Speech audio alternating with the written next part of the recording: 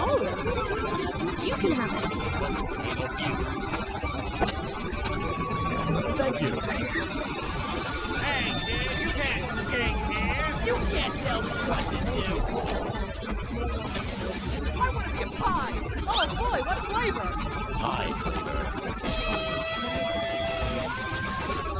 Are we there yet? Yeah.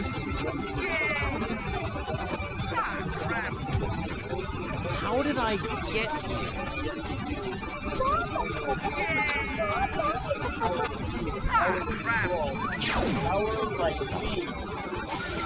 I baked you a pie. Oh boy, what flavor? Caramel flavor. Who parked their car on my Test.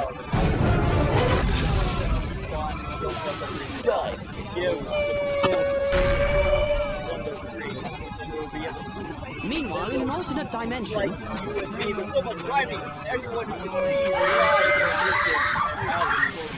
You ever get tired of being drawing? Me neither. It's okay. Drawing.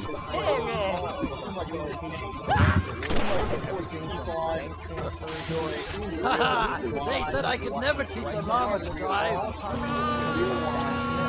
No, llama, no! We come to rely on this vital That's because companies spread data across multiple people. So that if one goes down, customers will be cut off. It's an important practice given how vulnerable cables can be to a host of factors like hurricanes, earthquakes, and accidental or intentional damage. From fishing nets for shipping. We are the only last few months. Multiple undersea cables in the Baltic Sea and Europe have been disrupted. Well, NATO officials have launched an operation sending Have you seen the warships baby? No, I think he got preventing outside. suspected intentional attacks in the Baltic You Sea fool. while improving coordination with border guards from the affected nations. CNN's Nick Miss- Robertson shows us how these cables work and just how vulnerable they can be. You might think that the internet comes from up there in the sky in the cloud. The reality is it lies deep below the ocean. And it's all Sir, you possible appear to have a because very of severe case global of network homework. of internet cables under the sea. This map shows the hundreds Screw that gravity. crisscross the ocean, connecting countries with each other. According to NATO, 1.3 million kilometers of cables carry $10 trillion worth of financial transactions daily. So how do they actually work? Well, modern undersea data cables like this one use fiber optic technology. The fibers are wrapped in layers and layers of protection before they're laid on the seabed by ships. They lay directly on the sea floor. However, closer to the shore, they're typically buried under the seabed. The process can take years as it involves a lot of planning to determine the best path for each line. And because they're so vital, there's a real concern about their Bobby, play that one about vulnerability falling down the in a stairs. new Sure thing, era Johnny. of hybrid warfare. According to telegeography, there are around 200 data cables in a year, most of which are accidental, often caused by fishing and anchoring. However, in recent years, several cables have been disrupted in the Baltic Sea as well as the Asia-Pacific region, raising concerns over potential sabotage. Beyond the physical vulnerability, these cables are also susceptible to surveillance.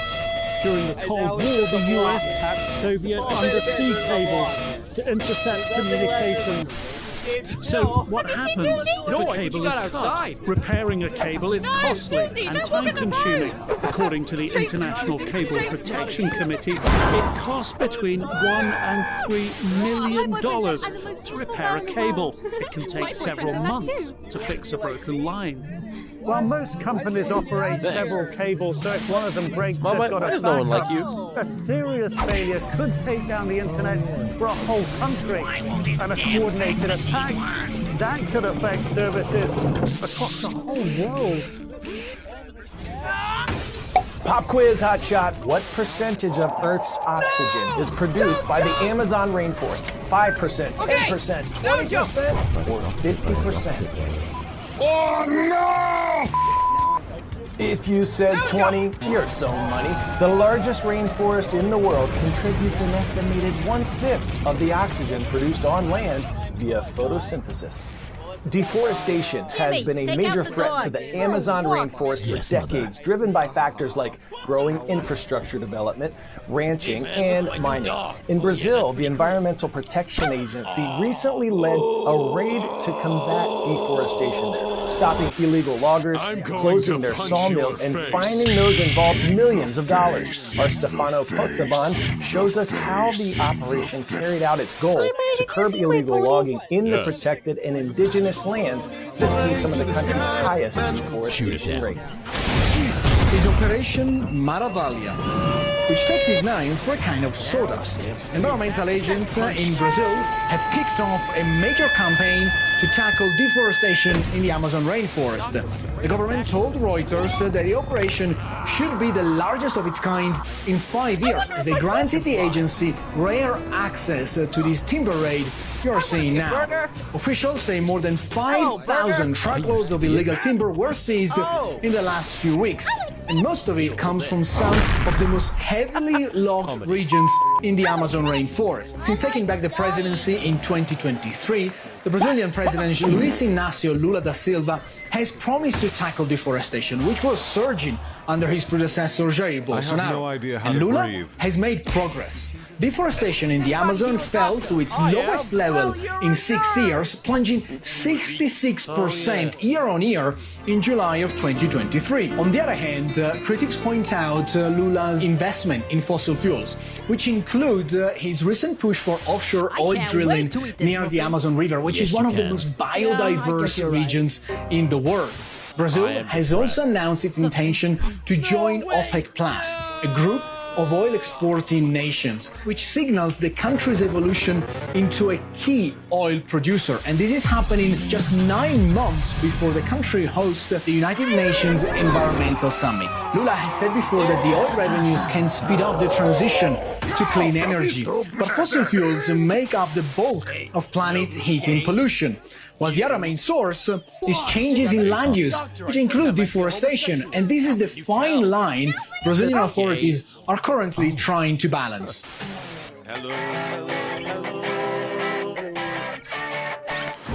Today's story getting a 10 out of 10. Flying taxis of the not-so-distant future. A UK-based company is working to launch a new mode of urban transport in cities across the world by the year 2030. It says these flying machines will be safe, low noise, zero emission, and nimble enough to fly through city airspace. And they won't cost much more than traditional taxis, Ubers, or Lyfts. Our Max Foster visited the hangar in Bristol where these flying rides are being tested out.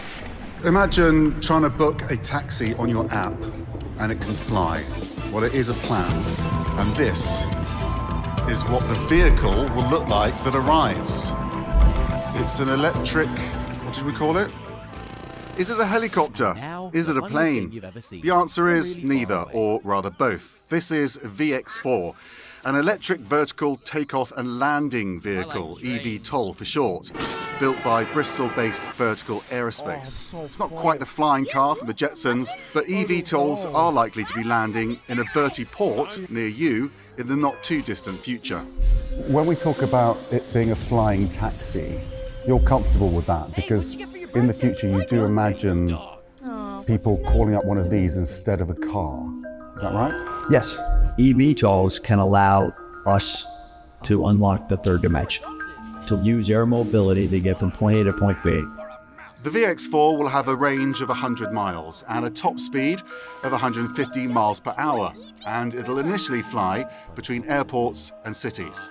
So the interior is designed to the same comfort and roominess of a London black taxi. So it takes off vertically like a helicopter and then immediately tilts the 4 propellers forward to a longitudinal, horizontal configuration so that it cruises like a propeller-driven airplane.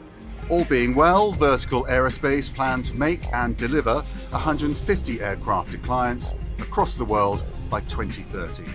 Talk about taking technology from sci-fi to reality. Let me ask you this. If there was a flying taxi in your town right now, would you take it?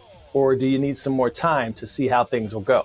All right, thanks to all of you who have subscribed and have been commenting on our CNN 10 YouTube channel for your shout out requests. Our shout out today is going to New Milford, Pennsylvania, Blue Ridge High School. We see you, Raiders.